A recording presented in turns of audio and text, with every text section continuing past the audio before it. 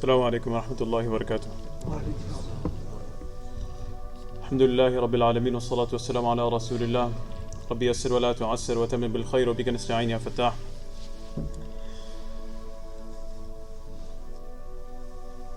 Our short talk, inshallah, today is going to be revolving around a word that comes a few times in the Quran in different forms, is sʿaī. Sʿaī. Sʿaā, yas'a.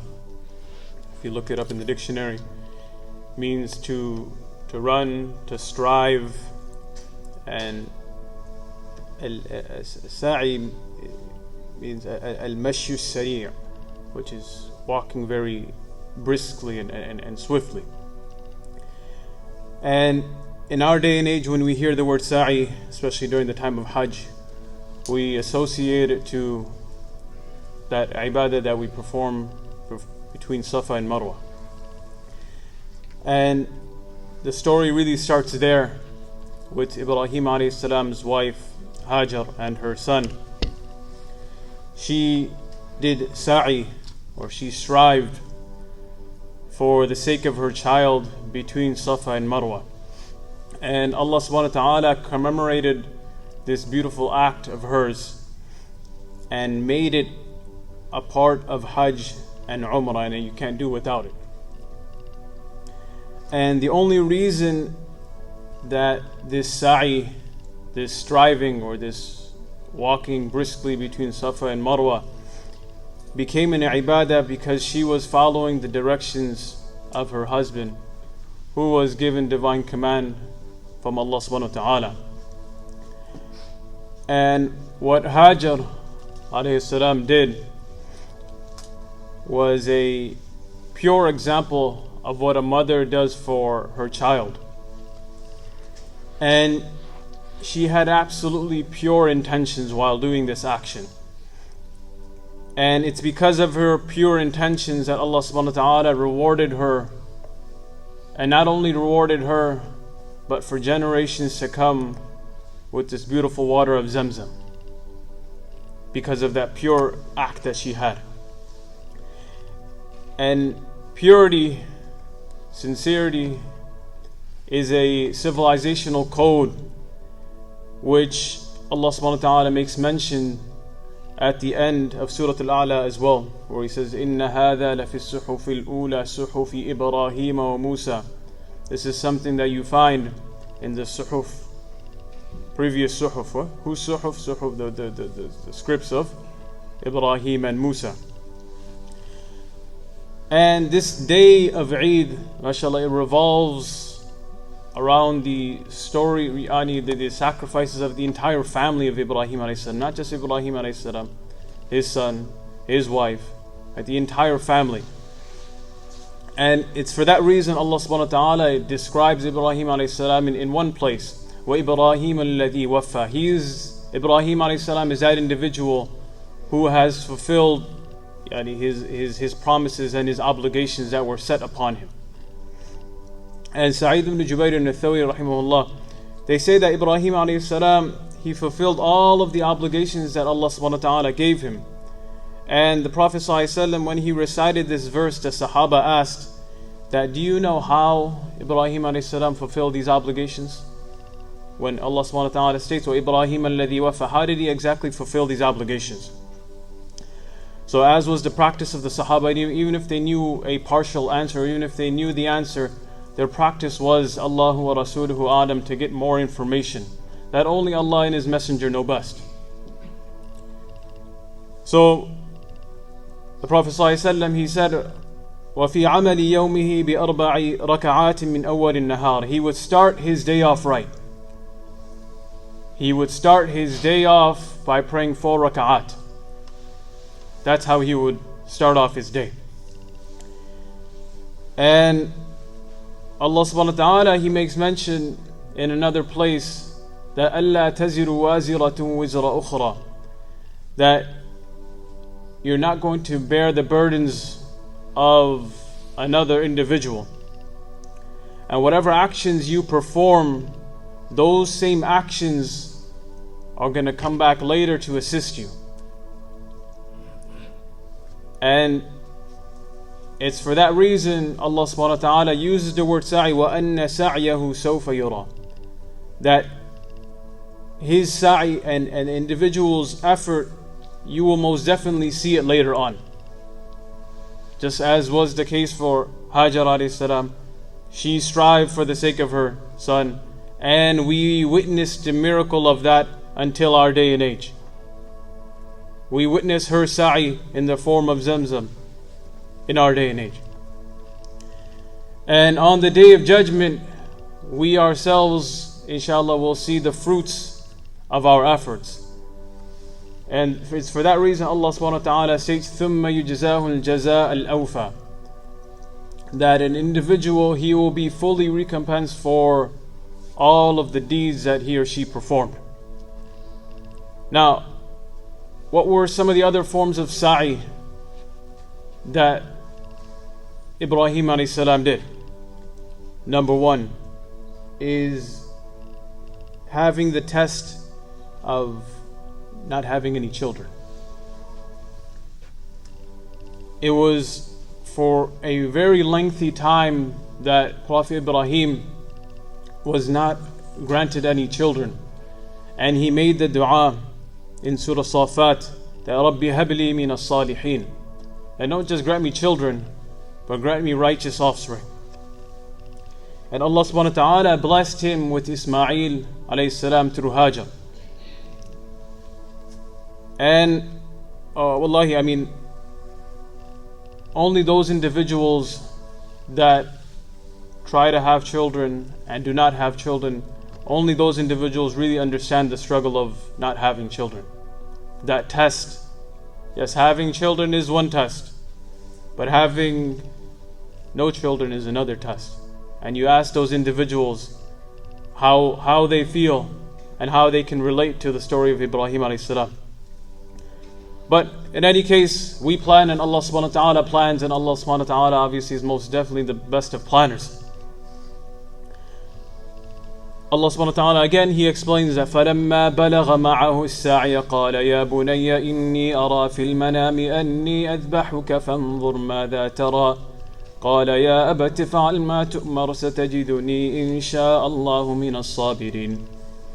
That when Ibrāhīm alayhi salam reached the age of, again the same word, sӓī, when he reached the age of sӓī, the age of running, playing, kind of getting into society, getting his feet wet, that's when Ibrāhīm salam was tested again. First he was tested with not having children, then he was given children, then he was tested with that child in a way that none of us can really relate to. He says that he told him, "O child, that I have seen in my dream before MLK, before he said I have a dream. This is the first I have a dream. He said that I had a dream. I had a dream that إني أرى في المنام أني أذبحك, that I am going to sacrifice you. فانظر ماذا ترى. What's your opinion on this? What's your opinion on this?" He said, "Ya abati," in a very respectful tone, right? In Arabic, when you say not just Ya abi, but he said Ya abati, he had that ta as well there. So showing a lot of respect to Ibrāhīm as-salam, that oh my father, oh my beloved father, Ya abati if'al ma tu'mar, just do what you have been commanded to do. Satajiduni insha'Allah min as-sabirin. You're going to find me being patient. Do what you need to do, because he understands this is coming from not just Ibrāhīm, this is coming from Allah subhanahu wa ta'ala. He understands the big picture. And when you understand the big picture, you don't just complain about certain small situations that take place in your personal life. Islam is much bigger than just you and I. The ahkam that Allah subhanahu wa ta'ala placed on us is much bigger than just us going through certain difficulty, or our relatives going through a certain difficulty. And in some narrations it mentions that Ibrāhīm alayhi salam, he had this dream for not one day, not 2 days, but 3 days he had this dream. And we already know that the dreams of prophets are wahi, they're divine revelation. And Imam Fakhruddin al-Razi, he mentions in his Tafsir al-Kabir, he states that this command of sacrificing his own son could have been given to Ibrāhīm alayhi salam like other forms of wahy are given through the form of an angel. He could have gave it to him in the form of an angel. But Allah subhanahu wa ta'ala gave it to him in the form of a dream. And we all know, mashallah, when we have dreams, we try to interpret it in many different ways, mashallah. But just by sidetrack, we had a classmate, mashallah, when we were in our studies. Every other day he had a dream. Mashallah, we kind of called him Ibrāhīm alayhi salam sometimes. We called him Ibrāhīm, right? Mashallah, he's very resemblant of. So we had another classmate. He said, "Oh, mashallah, like why don't you say the dream?" He would start saying the dream. "Oh, mashallah, that's a good dream. I think that means I'm going to be going for Hajj next year. Right? I think that means I'm going to be going for Hajj." He used to joke with him. Huh? So when we have a dream, we all know that there's plenty of room for interpretations in all dreams. But honestly, do you think Ibrāhīm alayhi salam is going to look for loopholes and excuses not to go forth with the dream that was very clear on the first night, the second night, and third night? Obviously, this is a prophet of Allah subhanahu wa ta'ala. This is not going to happen. And honestly, how difficult of a test could this be? How difficult of a sʿaī could this be? Because he didn't have children for the longest time. Then he was granted this child, and this child was now in this ripe age of about 13 years old, where he appreciated work, and Allah subhanahu wa ta'ala is telling him to sacrifice.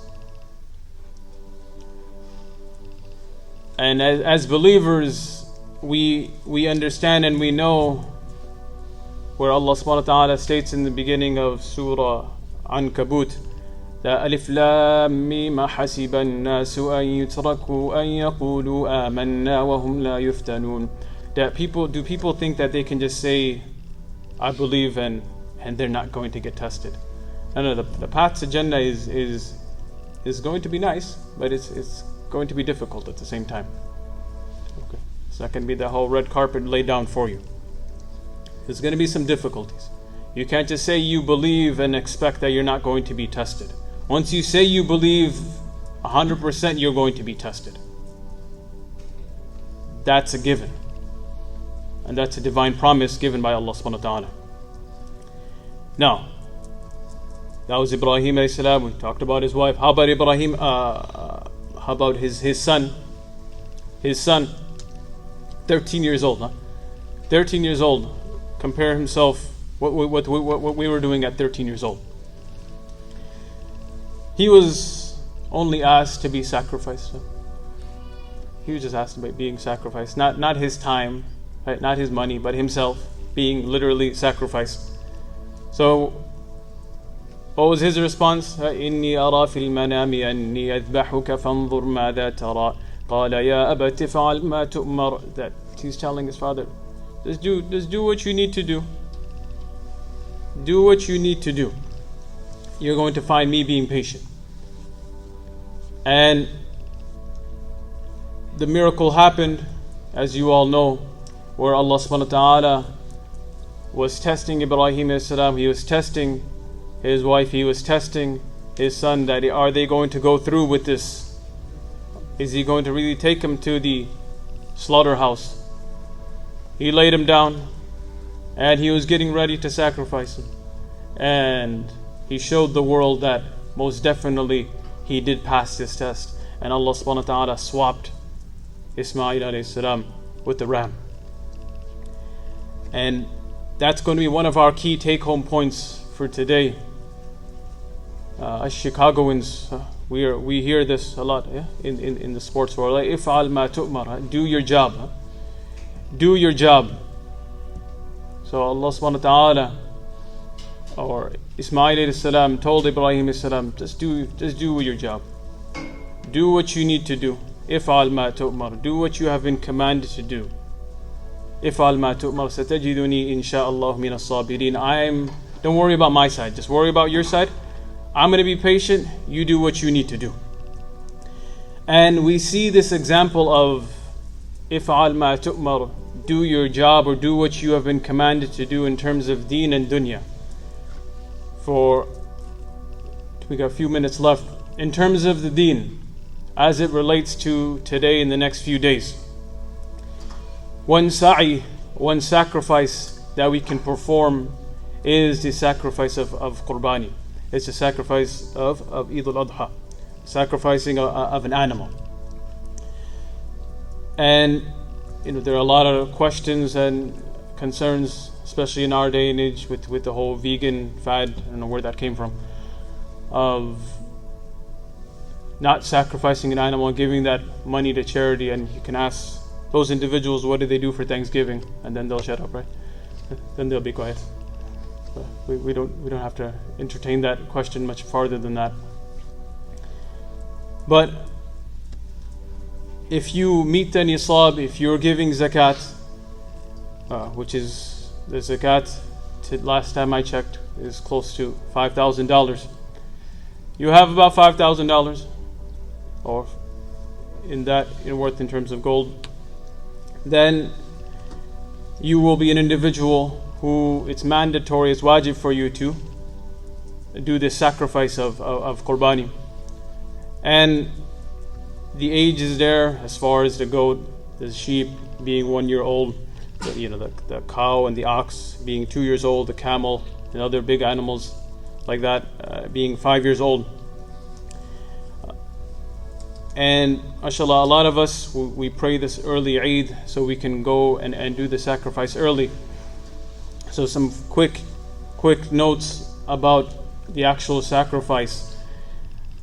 It's much preferred that we do this sacrifice with our own hands as opposed to asking somebody else to do it. Most definitely it's fine, but this sacrifice, honestly, it takes place once a year, just like how Ramadan takes place once a year.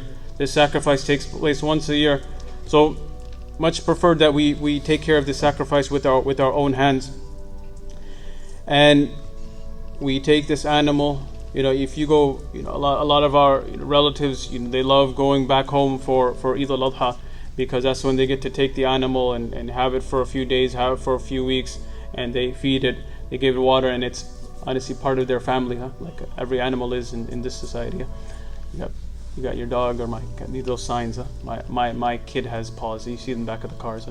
We'll leave that for another time. But Shaykh al-Hind, Mawlana Mahmud Hassan, what he would do after he would sacrifice an animal on Eid, he would, right after Eid, he would go get another animal, right, for next Eid. And that preparation would start for next Eid, on that Eid. So they had that attachment, and you actually feel that sacrifice when you are sacrificing the animal, because you've taken care of it for not just 1 day or 2 days, or you just go there and you see it the first time at the slaughterhouse and then you slaughter it. That's fine. I'm not saying there's anything wrong with it, but that's you want a true sacrifice. That's what you call a sacrifice, where it's honestly it's part of your household because you've been taking care of it for months and months. So you face this animal towards the Qibla, and you recite the verse, إِنِّي وَجَّهْتُ وَجْهِيَ لِلَّذِي فَطَرَ السَّمَاوَاتِ وَالْأَرْضَ حَنِيفًا وَمَا أَنَا مِنَ الْمُشْرِكِينَ. You recite that, and obviously you have your knife is very sharp. I can tell you with experience it's not a good experience. If your knife is not sharp, it might just run up and kick you in the face. So you make sure your knife is very sharp, and you try to do in one swift motion. And before you sacrifice that animal, it is absolutely essential that we recite the terms Bismillah, Allahu Akbar. Bismillah, Allahu Akbar. So that's sʿaī in terms of the deen. As far as the dunya, we'll wrap up with this. We have, in politics, we have, in terms of stepping up for others, whether it's athletes, whether it's individuals like Martin Luther King, whether it's individuals like Colin Kaepernick, whether it's individuals like our beloved brother Malcolm X. What they did in the political realm That's an example of sʿaī in regards to the dunya. And as Muslims, we need to realize how to balance both sʿaī in terms of the deen and sʿaī in terms of the dunya. So, if'al ma tu'mar, do your job and do what you have been commanded in terms of the deen. Perform sʿaī, perform that struggle in terms of the deen, and perform that same struggle in terms of the dunya.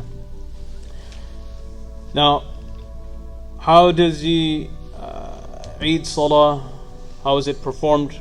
Very similar to your Fajr Salah, with the exception of 6 additional takbirs. You have 3 additional takbirs in the first rak'ah, 3 additional takbirs in the second rak'ah. The 3 additional takbirs in the first rak'ah are going to be right in the beginning. So as when we say takbir tahrima, Allahu Akbar, we'll fold our hands and recite thana. Then we'll do Allahu Akbar, Allahu Akbar, Allahu Akbar, 3rd additional takbir. Then we'll recite Surah Fatiha, another surah. Finish off the first rak'ah as we normally do. Second rak'ah, we get back up, Surah Fatiha, another surah.